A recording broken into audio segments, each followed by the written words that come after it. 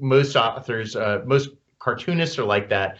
If they could just create a book a day, they would. And but you know, the fun part is the ideas. There's a lot of times when it's just the work of doing the art, getting it colored, making sure you fix your mistakes. That's one of the things I try to remind people, young artists and writers who want to do this and get into this field.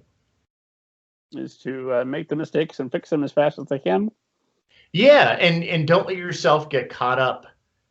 It's interesting because, you know, Max Meow, I purposely, because we had created in this classroom environment, had created Max Meow so fast that I purposely, as I was working on the first, say, 70 pages, I started off drawing on paper, and I was drawing and sketching just as fast as I could. I was doing 10 or 12 pages a day of thumbnails, and because I wanted to have that frenetic feel to it.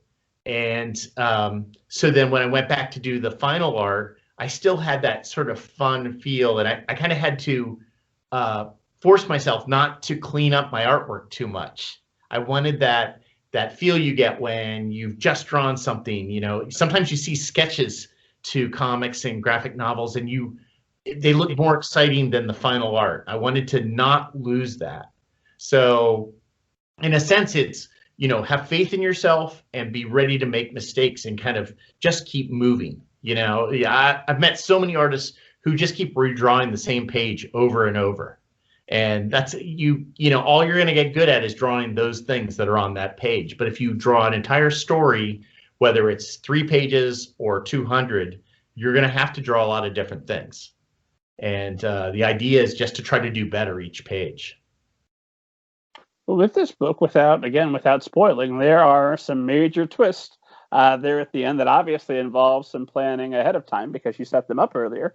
Do you have a similar plan for book 2 and book 3 and then book 4, 5, and 6, or however far out you're going to go? Or well, you know, when I initially pitched the book to Random House, I had a 3-book arc that I could do, and if we got through that, that would be great. I do write them in such a way that I want a reader to be able to pick it up, any book, and there will be a recap kind of what's happened. And, you know, I mentioned how I love Batman. The Batman TV series from the 60s used to always end with these questions like, you know, who is that mysterious figure in the shadows? Will Max be able to save the day? And of course, my joke is they never really answer those questions half the time. But, you know, that was influenced by the Batman TV series.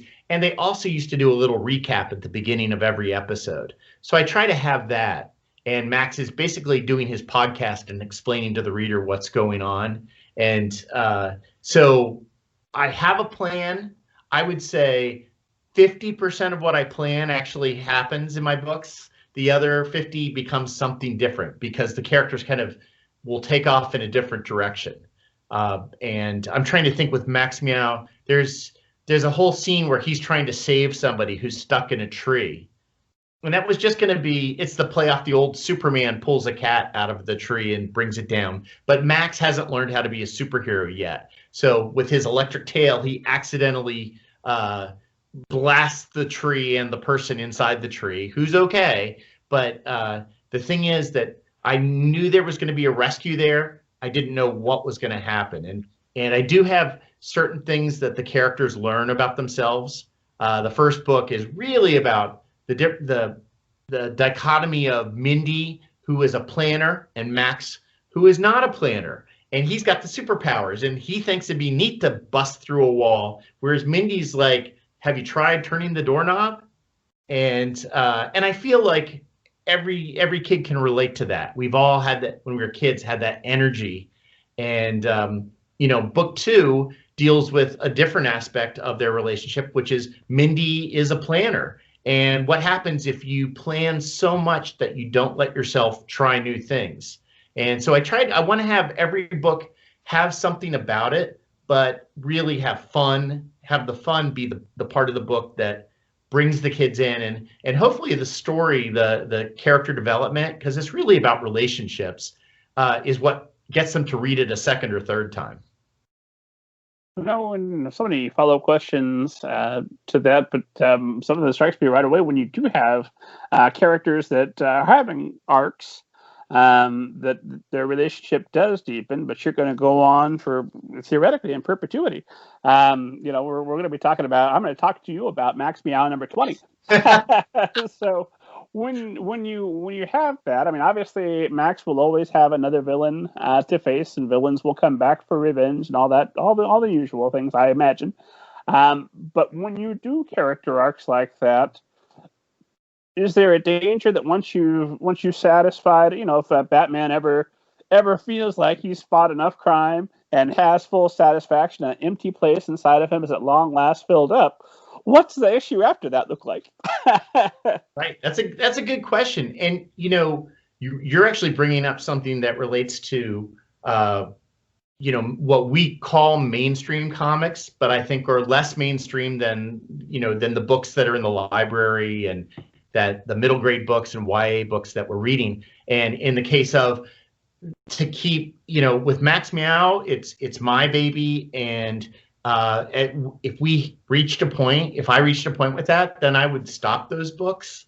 I'd like to think that, there may be an ending for Max. I haven't figured it out yet. And, but I do think it's important to not treat it. I wouldn't ever want to treat it like, oh, this is just, you get time to make the donuts. Okay, we'll just throw in these 10 ideas and combine it together. There's always got to be something. And it's just like everyday life for us. We have these events that happen in our lives, but we get up the next day and new things are going to happen. And so hopefully, those elements will be there. There's obviously some other great authors that have managed to add a multitude of books, like Jenny and Matt Holm, who do the Baby Mouse series. And of course, Dogman, I owe a great deal to, and the level of fun that Dave Pilkey brings, but also the heart that he brings to readers with, that's something to aspire to. And going back again, I actually had an arc for the first 3 books, but I went to type up the full plot for book 2, and I wrote a completely different story. And luckily, my editor, Shayna Corey at Random House, she was so positive about it. She's like, sure, let's do this. And, I always try to throw something tricky in that will make kids feel smart. Like if they know this from reading a comic, they can go tell someone. They don't have to tell them where they read it. I had just watched a documentary on the multiverse theory, on string theory. And I'm like, I'm going to figure out a way to put that into a middle grade graphic novel.